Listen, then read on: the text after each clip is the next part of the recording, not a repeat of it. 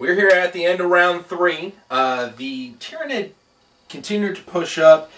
Finally got rid of the Dreadnought there, as well as the Dreadnought there, which was amazing in close combat. The Gene Stealers were able to take it out. Caleb and I played multiple games. Never happened. Like squads of 12 Gene Stealers against one Dreadnought would be sitting there in close combat for the entire game, and they would never take it out. So he had some very impressive rolling to just completely explode that guy out. Then the Imperial Fists.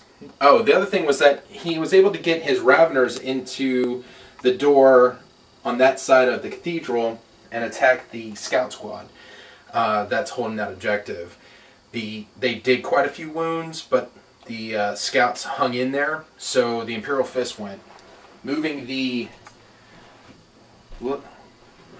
the Land Raider up, dropped off the Commander and a Terminator squad that he's leading to take out that issue. They moved the Land Speeder back here, and they're basically just constantly moving at 18 inches to give it that 4+ cover save, as well as making it very difficult to hit in close combat. The goal of that is to just basically distract or, contest an objective. The other thing that happened was a lot of firing. Unfortunately, could not take out the Gene Stealer squad that took out the Dreadnought, but have whittled it down, as well as the Gaunts that are still over there sitting by the zones. 2 little Gaunts. So the Imperial Fists are doing pretty good, but quite honestly, all the objectives that they have possession of are pretty weakly held. Whereas the one back here for the Tyranid that they can actually claim is pretty intensely held by what could effectively be 2 separate troop choices. So right now the Tyranid kind of are a little bit ahead as we roll into turn 4. Okay, we're at the bottom of round 4, and there's not a lot of troop choices left. The Tyranid have pretty much done what the Space Marines were doing earlier, which is objective-based game. Let's make sure no one can claim objectives. Tyranid pushed up. Their Gene Stealers have captured their base. They moved their Gaunts up, and their Warriors came over to fire at my squad, moving up the Raveners as well in the assault. Other thing is that they had Raveners go in to attack the scouts that are holding that one objective there. Luckily, and I don't know how this is even happening, but I have one scout who's just staying alive. So they can't pretty much do anything during the Tyranid turn other than wait for their assault turn.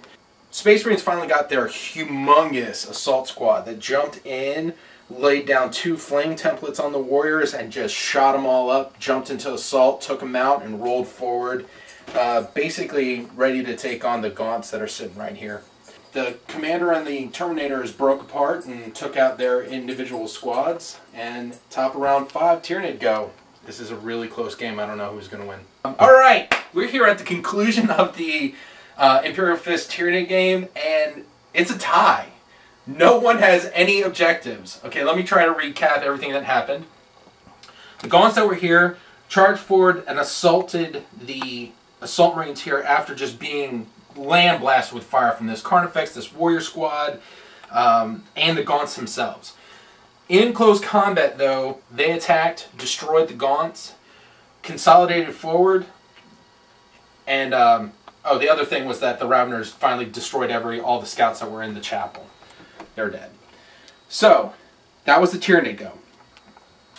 The Space Marines then went, having moved out of cover so they didn't have to take dangerous terrain tests. They all leapt forward, shot up the Gene Stealers. Unfortunately, the Gene Stealers made every single save on their bolter fire. So I had to take an extreme risk by firing this whirlwind into the Gene Stealers area.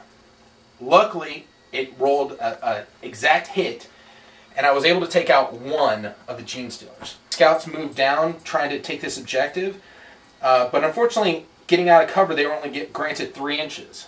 Not quite enough, especially with the Raveners knowing that they're going to be taking out the guy here and at least contesting. When I got my run roll, it was only 3 inches, so they went straight back into cover, because I couldn't afford to lose my only scoring unit left on the board if we had another turn.